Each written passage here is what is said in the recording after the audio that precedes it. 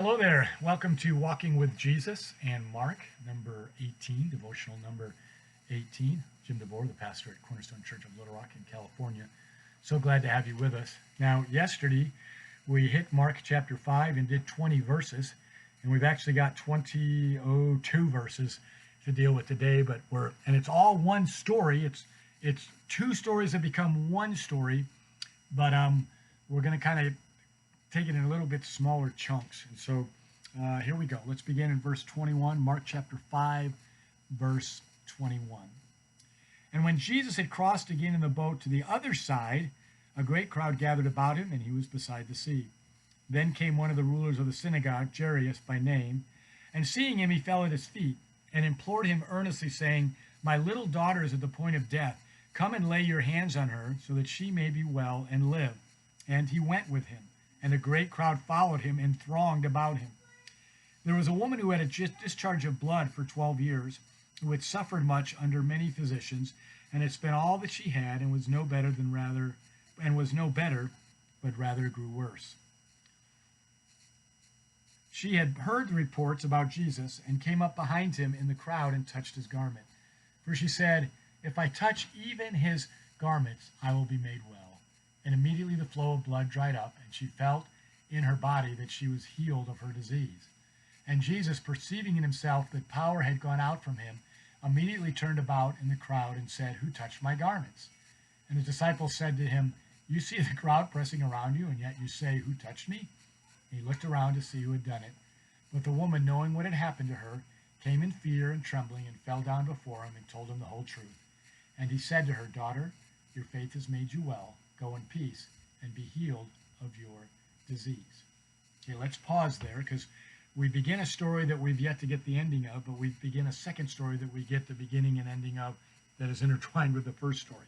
Okay, so Jesus was on this side of the lake. It could be like 24 hours ago.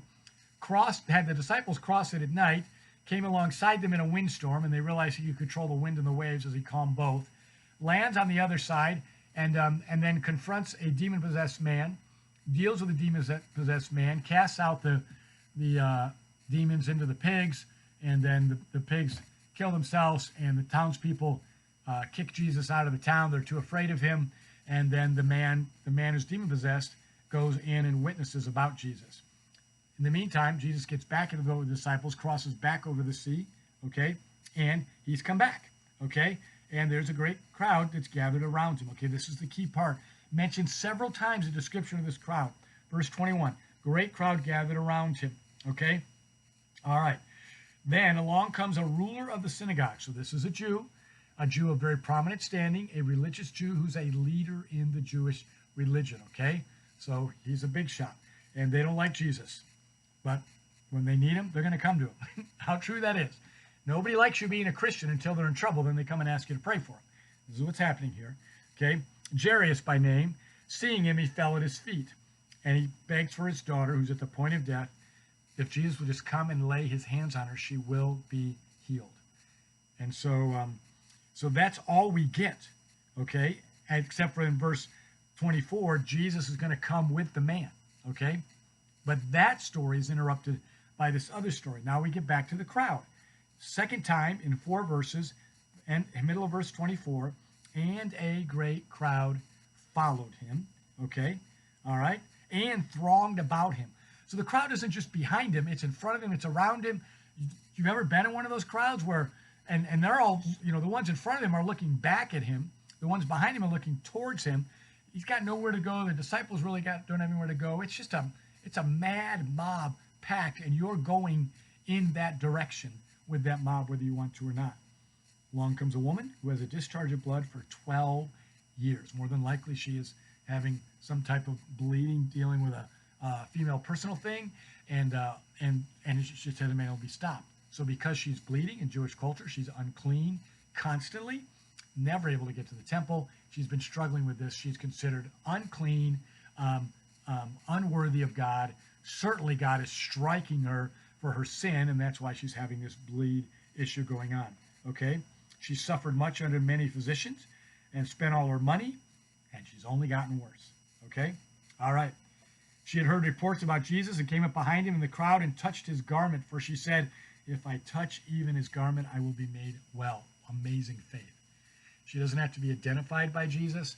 She doesn't have to have him stop and do anything special. She just wants to touch his garment. Now, we can make great speculation about she was too afraid to make herself, be seen again. She didn't want to go through the whole routine or whatever might happen. She had already been through a lot of doctor's hands to no help. Probably a lot of other healers have tried to help her, no help. So some would put her down and say, look, she doesn't even have the guts to face Jesus. Here's the point. She has so much faith in Jesus. She just wants to get to him in her condition.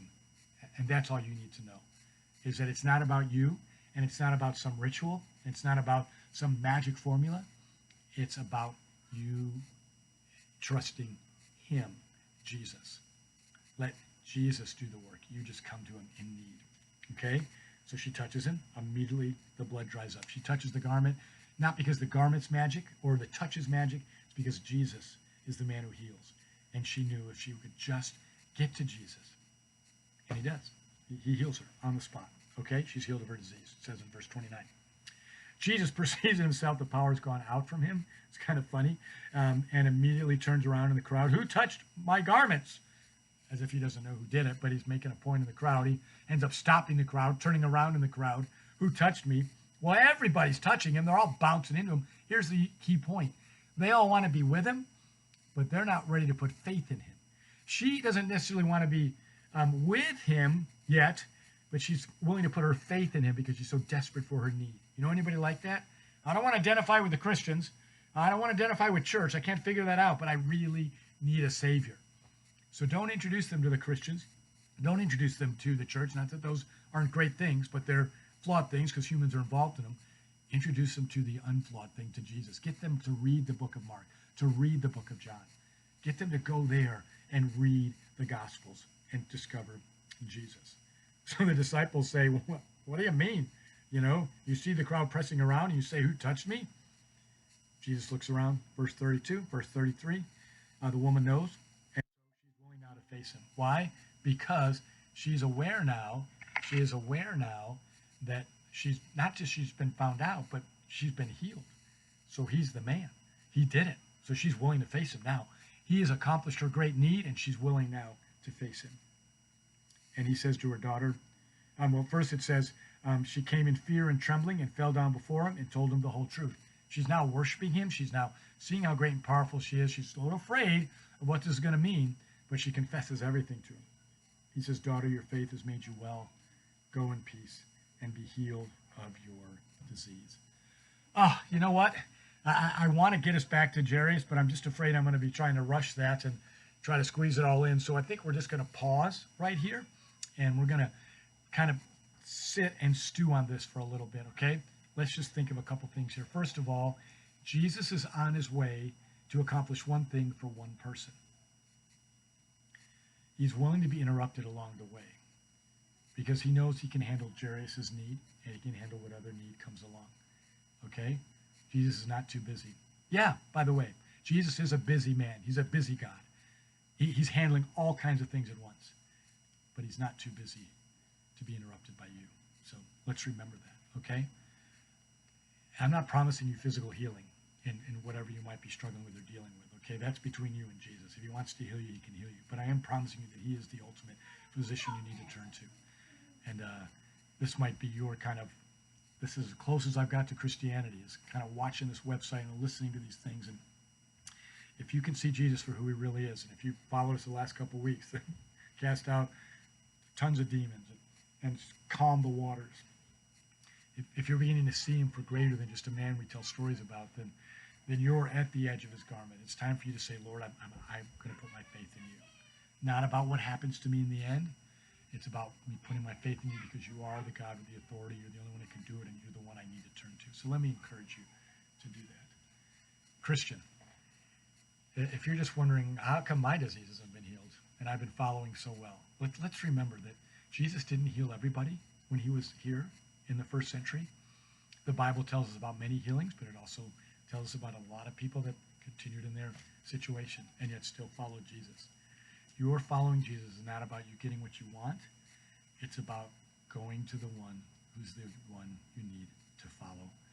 So put aside your wants, share with him your needs, but continue to follow, knowing that ultimately he's that authority.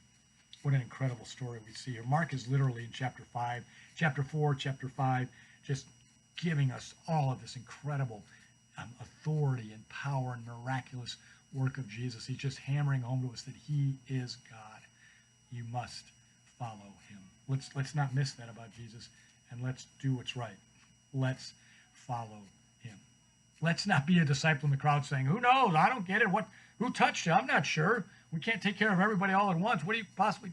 Let's not do that. Let's say he's worthy of following, and whatever it takes for me to grab hold of that garment, I'm going to do that.